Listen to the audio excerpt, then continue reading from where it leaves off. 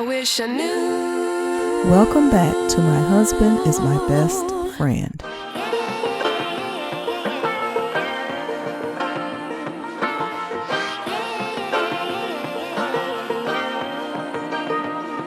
Holly Robinson Peete speaks on missing 6-year-old RJ Jett. Hey, you guys. What's going on, everybody? Hi. I haven't been not the filter's going wonky. What am I doing? This is what happens when I don't go live enough because I don't be knowing what I'm doing. What is that? Okay. Hi, you guys. Hi, everybody. Okay, I'm trying to find my friend Camille because we have to, what's up, New Orleans? We have to Be sure to like, share, talk and about subscribe. what's happening with our young people and with autism and how we're losing them. So this is a little bit of a kind of a venting session that I need to have. But what's up, y'all? Hey, from Philly and 21 Jump Street and my mom. Hello from Low Tech Mother. Not my mom on my live. Okay, so Camille, I'm trying to bring Camille in. Go live with Camille. You there? Yay! Yes, Holly.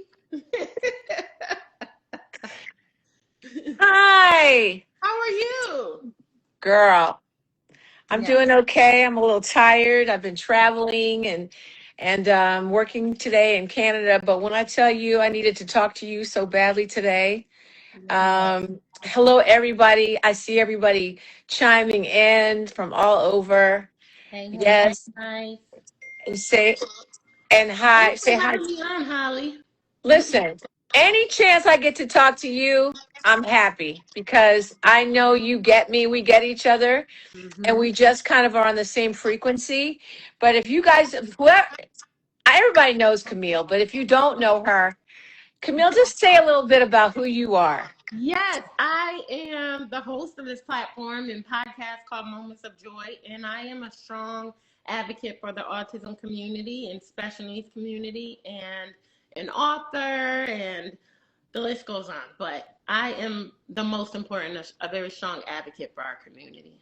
That's right. And I love speaking with you because, there's something about us autism moms that we have, we don't have to say much. Yeah. We just get each other. Yeah. And so today, you guys found out that a young boy, 6 years old, who was missing in Georgia, with I think they said he was on the spectrum for sure. Yep. Um, was missing. Apparently, got out of the house when his mom was at work and his either relative or babysitter was sleeping. Right, and he got out. A neighbor saw him walking with a popsicle. Popsicle. Okay, I'm not, this is not about judgment. This is about how do we keep our kids safe. I know. But if I see a little boy walking past with a popsicle by himself, I'm running out there to grab him. And I don't know what she was doing, so I'm not passing judgment on her.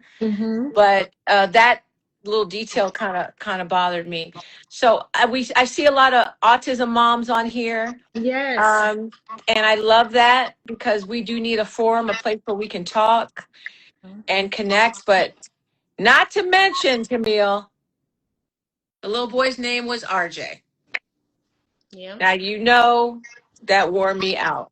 Yep. Absolutely. It's hard enough to leave your child with somebody when you have to go to work or anything, just period. This is like all of our worst nightmare. It is our worst nightmare. It's like you said, whether your child is on the spectrum or not. But when he is, we have to be especially extra vigilant. And we've been seeing this happen too often, Camille. It seems like every single summer or every time the weather breaks. It's so many. We're in Texas. I was telling you that around here where the houses are built, it's like the HOA has to put a lake now. and they're in the South too, so it's so common to have lakes around these communities. And our kids gravitate to that water. And Hmm. there's something about water and our kids that they gravitate towards it and they want to go to it. And Yeah. most of them, it seems, are do not know how to swim. Although, if you teach them how to swim, they're Yes. actually excellent swimmers. Yes. And so, um, this is just so tragic. And as soon as I heard there was a pond nearby, you almost automatically know. Holly, I saw it when it was like first thing in the morning. I opened my phone. I saw the news clip. I couldn't even. I saw mom saying he got out and begging for help to see if anyone seen her child, and I just automatically knew. And You it's knew. sad. It's sad, but we know our autistic children. When they are out and there's a pond nearby, it's like your heart sinks and you're just like, God, no, please. So what are the solutions? I mean, besides obviously it is hard to watch your kids Yeah. 24/7, Yeah. but like what other solutions can we have? Can we have bells on the doors? Can we have locks? Can we put that can we listen when RJ was little, I was like, Yeah. I Let me will get put a something that we use. chip. I will put a Yes. chip in that under his skin. That's how crazy Yes. I was. There's And a few things. yeah. So what let's talk about solutions. What do you got? What Yeah. is that? So this is a doorknob cover, and this is just something simple that we do. In our house, it's over every single doorknob. The rooms, the bathrooms, the front door, the back door, like every door. And even the adults can't get out of can't. They're like, I can't, I need help. Like, well, it works. It's something this simple can be a lifesaver. But they have so many different ones. If you have different type of doorknobs, some people have long ones. They're very simple ways that you can. And then they have latches that go at the top of your door. You might be able to lock. There's Right. even, I heard a woman, she had twins with profound autism. She went even to the extent of getting a doorknob that had a numerical code on the inside of the house. So you Oh. couldn't put the code, if you didn't put the code in, you couldn't leave because her children kept eloping even as 13-year-olds and 14-year-olds. So she even went that far. Yeah, the alarms are so important. Alarms and those I love that doorknob handle. I remember we had one of those.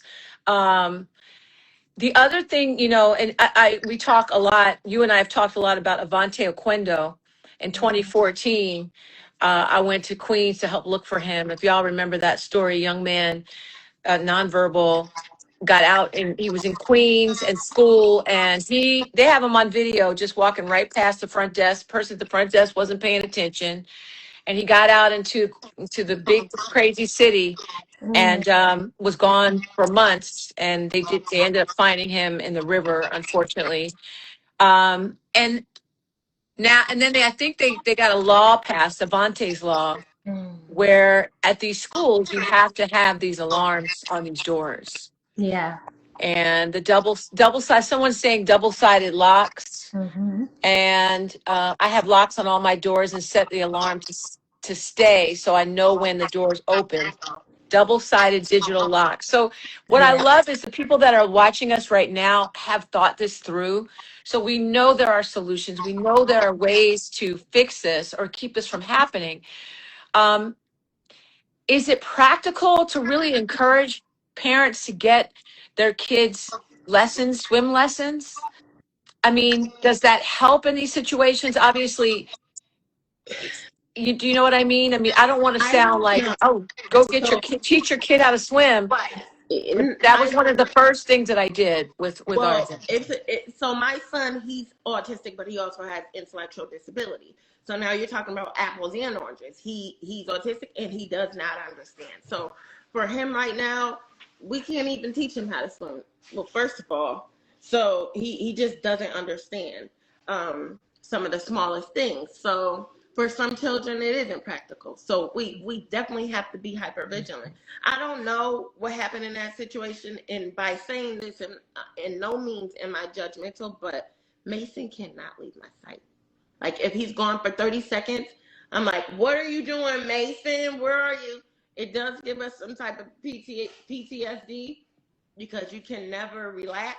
But Yeah. I can imagine, like, whoever I may leave him with is not going to have the hypervigilance because they don't live with him and understand it in severity. Yeah, water safety is one piece someone wrote, which is something that if your child does have the ability to learn how to swim, that is something you can do. And like you said, we have to go to work. We can be single moms. Mm-hmm. We got teenage kids sometimes watching our kids. I mean, there's all kinds of different outliers that happen.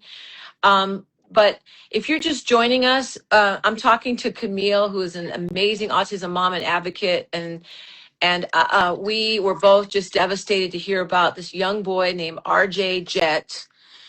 Sounds too much like RJ Peete to me. Mm-hmm. Who was found in a pond behind his house in Georgia, and was missing and got out. Basically, the door was open. A neighbor saw him walking with a popsicle, Yeah. and she was brave enough to come on TV. So we're not going to pass judgment on her because we can all say in hindsight, oh, if that had been me, I'd have run out there and grabbed this Yeah. boy. Yeah. But at the same time, if you do ever see a child walking alone like that, be nosy, be that person, walk Mm-hmm. outside to see where that child's parent is, because that one little act could have saved his life. Yeah. And it's so frustrating to watch these situations happen and how they just devastate and decimate families. Now, in the case of Avante Oquendo in 2014, I mean, I went to Queens, was handing out flyers. This was the school that let him out. Mm. And imagine how frustrating that is. It doesn't, when you lose, if you lose a child this way, there doesn't matter how it happens. But, and there was a law put in place of Avante's law, which puts locks on the doors. But Mhm. we just have to be supportive of each other as a community, right? Yeah. And I also think, don't ever think that it won't happen to your child. So, like, don't ever be, that nonchalant, not with this, not with autism, not with elopement, not with wandering. It can happen to any of us.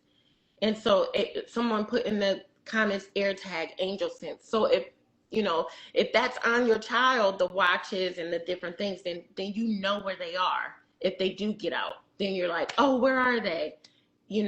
Right away, cameras, so you can see which way they went. It seems like a lot, but whenever you have extra money, you start to put those things in place so that, you're prepared, because it can happen to any one of us at any time. Yeah, Nathan's school, a little boy was in the after school program. He was 4, and he walked right out the door. And he was autistic. He had his headphones on. He walked right out the door, and the security guard happened to be going home, and she caught him at the light and brought him back to the school. But he oh couldn't my walk. God. There was a lake right across the street. And he was headed right there. Yep. Yep. Oh, I'm gonna try to pin this comment so people know what we're talking about. Um, it's been so long since I've been on live. I'm like 5 thumbs. Oh, there it is, pin comment.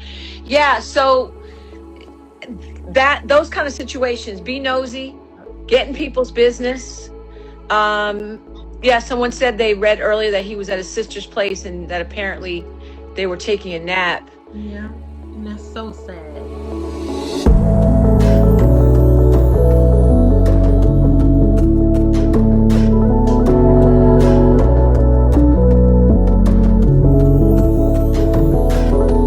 Thanks for tuning in to My Husband is My Best Friend.